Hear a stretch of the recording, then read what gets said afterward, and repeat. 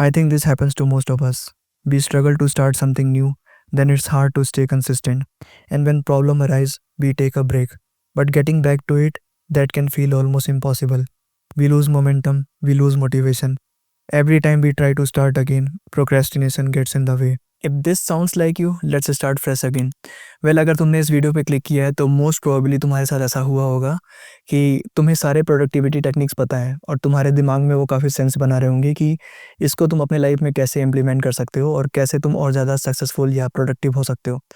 और तुमने देखा होगा कि तुम्हारे फ्रेंड्स और आसपास के लोग, मैक्सिमम लोगों पर ऐसा हो रहा होगा कि वो जब इस टेक्निक को यूज़ कर रहे होंगे तो वो ज़्यादा प्रोडक्टिव हो रहे होंगे, अपने लाइफ में प्रोग्रेस कर रहे होंगे। पर तुम्हारे साथ कुछ डिफरेंट हो रहा होगा। मतलब ये कि जब तुम उस टेक्निक को यूज़ कर रहे होगे तो तुम या तो फेल हो जा रहे होगे या तो तुम्हें ऐसा फील हो रहा होगा कि काफ़ी ओवरवेलमिंग है। कभी-कभी तुम्हें ऐसा भी फील हो रहा होगा कि तुम सेल्फ इम्प्रूवमेंट और प्रोडक्टिविटी के लिए बने नहीं हो। तो अगर ये तुम्हारे साथ हो रहा है तो तुम अकेले नहीं हो। इस वीडियो में उसी के बारे में बात करेंगे और सॉर्ट आउट करेंगे इस प्रॉब्लम को। पहले मैं अपने सिचुएशन के बारे में बात करता हूँ। अभी कुछ मंथ्स पहले तक मेरी लाइफ में काफ़ी अच्छा मोमेंटम बना हुआ था। मैं इस चैनल पर एक्टिव था और मैं फ्रीलांस वर्क भी करता हूँ, video editing, script writing and thumbnail designing. तो मैं सारे में एक्टिव था। पर फिर मेरे इस चैनल पे कुछ प्रॉब्लम आ गई और मेरे पर्सनल लाइफ में भी कुछ प्रॉब्लम आ गई। तो मुझे लगा कि पहले सब कुछ सॉर्ट आउट करता हूँ और फिर वापस से कंटिन्यू करूँगा। तो मैंने छोटा सा ब्रेक लिया सब कुछ सॉर्ट आउट करने के लिए और कुछ चीज़ें सॉल्व नहीं हो पाई। उस बीच मैं दूसरे प्रोजेक्ट्स में भी इन्वॉल्व हो गया।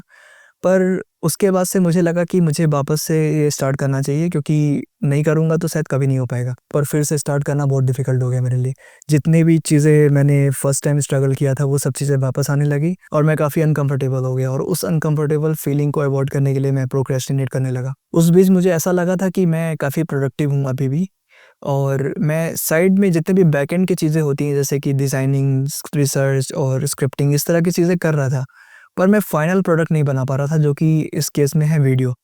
और मुझे अपने माइंड में तो ऐसा लग रहा था कि मैं प्रोडक्टिव हूँ पर रियलिटी में ये था कि ये प्रोडक्टिविटी नहीं थी, ये था प्रोक्रेस्टिनेशन। क्योंकि मैं अपने मेन टास्क को अवॉइड कर रहा था क्योंकि मैं अनकम्फर्टेबल फील कर रहा था। इन शॉर्ट मेरी लाइफ में जो भी मोमेंटम बना हुआ था स्टार्टिंग में वो सब खत्म हो चुका था।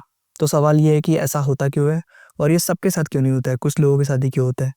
वेल मेरे केस में थोड़ा-सा यूनिक है सिचुएशन जो कि मुझे एडीएचडी है और ये मुझे कई साल पहले पता चला था। अब जिसको नहीं पता एडीएचडी क्या होता है, ADHD stands for attention deficit hyper activity disorder. ये एक मेंटल हेल्थ कंडीशन है जिसमें तुम्हें फोकस करने में डिफ़िकल्टी होती है, टास्क को स्टार्ट करने में डिफ़िकल्टी होती है और तुम्हारा रिएक्शन काफ़ी इम्पल्सिव होता है और तुम काफ़ी ज़्यादा डिस्ट्रैक्टेड रहते हो चीज़ों से। बेसिकली नॉर्मल ब्रेन और एडीएचडी ब्रेन में काफ़ी डिफरेंस होता है in terms of energy levels, motivation and focus. जिसे एडीएचडी होता है वो जनरली बहुत ओवरवेल्म हो जाते हैं बहुत सारे टास्क को देखकर और उन्हें समझ नहीं आता है कि वो कौन सा टास्क पहले करें और उन्हें बेसिकली एनालिसिस पैरालिसिस होने लगता है और इसी लूप में वो चलते रहते हैं और प्रोक्रेस्टिनेट करते रहते हैं हमेशा। So in my situation I have ADHD, that's why I struggle to start again. इसके अलावा कई बार ऐसा होता है कि लोग इम्पोस्टर सिंड्रोम के शिकार हो जाते हैं। मतलब ये कि उनको लगता है कि वो गुड इनफ नहीं है, उनके पास स्किल नहीं है और वो अच्छा नहीं कर सकते। पर रियलिटी ये है कि वो सिर्फ उनका माइंडसेट होता है। वो रियलिटी में काफ़ी अच्छे होते हैं, उनके पास स्किल्स भी होता है, पर क्योंकि वो उतने कॉन्फिडेंट नहीं होते हैं तो उन्हें लगता है कि वो इनफ नहीं है और इसलिए वो प्रोडक्टिव नहीं हो पाते हैं, प्रोक्रेस्टिनेट करते हैं क्योंकि उन्हें अनकम्फर्टेबल फील हो रहा होता है। अब जनरली प्रोक्रेस्टिनेशन वही लोग करते हैं जिन्हें अवॉइड करना होता है अनकम्फर्टेबल फीलिंग को या फियर को। So what are the solutions to avoid procrastination and be more productive? Well there are many productivity techniques such as the 2 minute rule. If it takes less than 2 minutes do it now. Now what I mean by that, अगर कोई भी task तुम्हारा 2 minute या उससे कम ले रहा है तो उसको इमीडिएटली फिनिश करो, मेरा मतलब ये है। और जनरली लोग क्या करते हैं कि छोटे-छोटे टास्क को अवॉइड करते हैं, अपने लिस्ट में ऐड करते हैं ताकि वो बाद में कंप्लीट कर पाए और ये पाइल अप होने लगता है और इसके वजह से क्या है लोग ओवरवेल्म हो जाते हैं और जनरली प्रोक्रेस्टिनेट करते हैं। अब 2 मिनट रूल का मतलब ये नहीं है कि लिटरली तुम्हारा 2 मिनट का ही होना चाहिए वो। इसका सिंपल मतलब ये है कि जो भी टास्क बहुत कम अमाउंट ऑफ टाइम लेता है, उसको तुम इमीडिएटली फिनिश करो। जैसे कि मुझे अगर एक ईमेल का रिप्लाई करना है तो मैं उसे अपने लिस्ट में नहीं लिखूँगा कि मुझे कल ईमेल का रिप्लाई करना है, मैं इमीडिएटली उसको फिनिश करूँगा और इस तरह से मैं ओवरवेल्म नहीं होगा नेक्स्ट टाइम जब मुझे टास्क का लिस्ट देखना होगा तो। और इन जनरल छोटे-छोटे टास्क को अगर तुम जल्दी फिनिश करते हो, तो वो पाइल अप नहीं होता है और काफ़ी ज़्यादा ईज़ी फील होता है। After using the 2 minute rule, you will have less task to do in your to-do list and it will feel much easier. But even after that, some people struggle with deadline, so you can use Pomodoro timer. Work with time, not against it. Francesco Cirillo. So what did Francesco Cirillo meant? Well अगर simple way में define करूँ तो Pomodoro timer एक technique है जो तुम्हें deadline का effect देता है। इसमें एक पर्टिकुलर अमाउंट ऑफ टाइम तुम सेट करते हो टाइमर पर, और उस टाइमर के अकॉर्डिंग तुम वर्क करते हो, उसके बाद ही तुम ब्रेक लेते हो। फॉर एग्जांपल 25 मिनट्स का अगर तुमने टाइमर लगाया है तो तुम 25 मिनट्स तक वर्क पर फोकस करोगे, उसके बाद 5 मिनट्स का रेस्ट लोगे। और ये रेशियो सेम नहीं होता है, तुम अपने अकॉर्डिंग चेंज कर सकते हो। मैंने कई साल पहले स्टार्ट किया था तो मेरा रेशियो जो था वो 15:5 का था। मतलब ये कि 15 मिनट्स अगर मैं वर्क कर रहा हूँ तो 5 मिनट्स में रेस्ट लेता था। अभी वो चेंज हो चुका है, अभी मैं 50 मिनट्स वर्क करता हूँ तो 10 मिनट्स का रेस्ट लेता हूँ, ब्रेक लेता हूँ। और ये काफ़ी यूज़फुल है स्पेशली एडीएचडी वालों के लिए। But sometimes people struggle in choosing between the most important task that they have to do.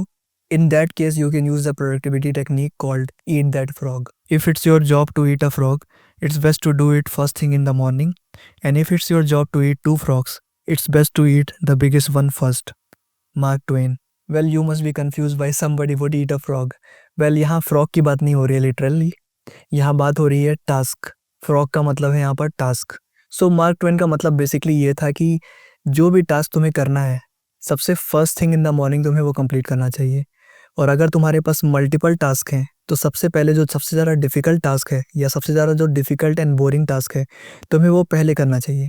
तो बेसिकली होता ये है कि तुम सबसे इम्पॉर्टेंट और सबसे डिफ़िकल्ट टास्क अगर first thing in the morning complete कर लेते हो, तो होता ये है कि तुम्हारे सबकॉन्शियस माइंड पे सिग्नल जाता है कि तुमने सबसे डिफ़िकल्ट टास्क कर लिया है और तुम थोड़ा कॉन्फिडेंट फील करते हो, और इसके वजह से तुम्हारा जो नेक्स्ट टास्क है वो तुम्हें बहुत ईजी लगता है और तुम्हारा पूरा दिन प्रोडक्टिव रहता है। Trust me, this really works and it is my favourite productivity techniques. In fact I am reading this book called eat that frog, you should read this one. But sometimes people get overwhelmed by the difficulty of task. In that case you can use my method called one step at a time.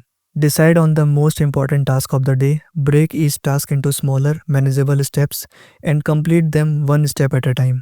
तो basically मेरे इस method में होता ये है कि कोई भी डिफ़िकल्ट टास्क हो, उसको अगर तुम छोटे-छोटे स्टेप्स में डिवाइड कर लोगे और सिर्फ एक स्टेप पे फोकस करोगे, तो वो टास्क तुम्हारे लिए बहुत ईज़ी फ़ील होगा। और स्पेशली एडीएचडी ब्रेन वालों के लिए ये बहुत बड़ी प्रॉब्लम होती है। जब वो कोई बड़ा टास्क देखते हैं तो काफ़ी ओवरवेल्म हो जाते हैं और प्रोक्रेस्टिनेट करने लगते हैं। इनफैक्ट मेरा यूट्यूब चैनल 2 फिलॉसफी के ऊपर ही बेस्ड है, one step at a time and kaizen. जिसको नहीं पता काइज़न क्या होता है, वो एक जापानीज़ फिलॉसफी होता है of continuous improvement over time. So break your difficult task into smaller steps and use one step at a time. Always remember, big dreams are achieved by taking small steps. Just keep moving forward one step at a time. Now there is one very important thing to keep in mind for people like me, people with ADHD. None of these techniques are going to work for everyone, and even the ones that work for you, they are not going to work every time. ये सारे productivity techniques काफ़ी meaningful sound कर रहे होंगे तुम्हारे brain में कि इसको यूज़ करके तुम ज़्यादा अच्छा प्रोग्रेस कर पाओगे, पर साथ में तुम्हें ये भी फील हो रहा होगा कि ये बाकी लोगों के लिए वर्क कर रहा है, मेरे लिए वर्क नहीं कर रहा है। और कभी-कभी लगता होगा कि सेल्फ इम्प्रूवमेंट और प्रोडक्टिविटी तुम्हारे लिए नहीं है, पर इसके रीज़न्स हो सकते हैं कि तुम्हारी लाइफ में ये क्यों नहीं वर्क कर रहा है। वेल मेरे लाइफ में तो रीज़न ये है कि एडीएचडी है, और बहुत सारे लोगों की लाइफ में यही होता है रीज़न, जो कि generally majority of the adults are not diagnosed with ADHD because they don't even know they have ADHD. So basically ADHD वालों के लिए ये टेक्निक्स कभी-कभी वर्क नहीं करते हैं, और इन्हें यूज़ करने का तरीका एडीएचडी वालों के लिए बिल्कुल ही डिफरेंट होता है। So how to be productive for people with ADHD brain? Well बहुत सारे तरीके हैं, जैसे कि चेंज द एनवायरनमेंट और वर्क प्लेस। जनरली होता ये है कि एडीएचडी वालों के साथ वो एक जगह पर काम करते-करते बोर हो जाते हैं। उन्हें एनवायरनमेंट चेंज करने से काफ़ी फ्रेश फील होता है, ज़्यादा प्रोडक्टिव फील होता है। इन जनरल मैं भी ऐसा ही करता हूँ। कभी-कभी मैं अपने रूम में वर्क ना करके मैं अपना प्लेस चेंज कर देता हूँ। अपना लैपटॉप और अपना जितना भी वर्क से रिलेटेड चीज़ें हैं वो दूसरे जगह ले जाता हूँ और वहाँ पर जाके काम करता हूँ। फिर मेरा काफ़ी अच्छा प्रोडक्टिविटी इंक्रीज़ हो जाता है उससे। Second, change the productive techniques. Basically ADHD brain के साथ प्रॉब्लम ये होती है, वो एक टेक्निक को ज़्यादा दिन तक यूज़ नहीं कर पाते हैं, बोर हो जाते हैं। तो इन जनरल अगर तुम 2 मिनट रूल यूज़ कर रहे हो तो कुछ दिन बाद तुम रूल चेंज कर दो, और मे बी तुम्हें ईट दैट फ्रॉग यूज़ करना चाहिए या one step at a time use करना चाहिए, और मे बी पोमोडोरो टाइमर। बस चेंज करते रहो टाइम टू टाइम, अदरवाइज़ तुम मोमेंटम गेन नहीं कर पाओगे। और तुम्हारा बेसिक मोस्ट इंपॉर्टेंट प्रायोरिटी यही होना चाहिए कि कैसे तुम्हारे लाइफ में मोमेंटम बन पाए। थर्ड ये है कि तुम non time based goal use करो अपने प्रोडक्टिविटी के लिए। मतलब ये कि इंस्टेड ऑफ सेइंग कि मैं 30 मिनट्स तक बुक रीड करूँगा, तुम ये बोल सकते हो कि तुम 2 पेजेस बस पढ़ोगे, ऐसे में क्या है कि 30 minutes compare to only 2 pages, तुम्हें 2 पेजेस जो रीड करना है वो काफ़ी ईजी लगेगा। जनरली ADHD ब्रेन के साथ यही होता है कि वो टाइम बेस्ड गोल्स में अच्छे नहीं होते हैं, उन्हें चाहिए होता है क्वांटिटी बेस्ड गोल्स या input based goals. Fourth and final, remember beginning is the hardest part.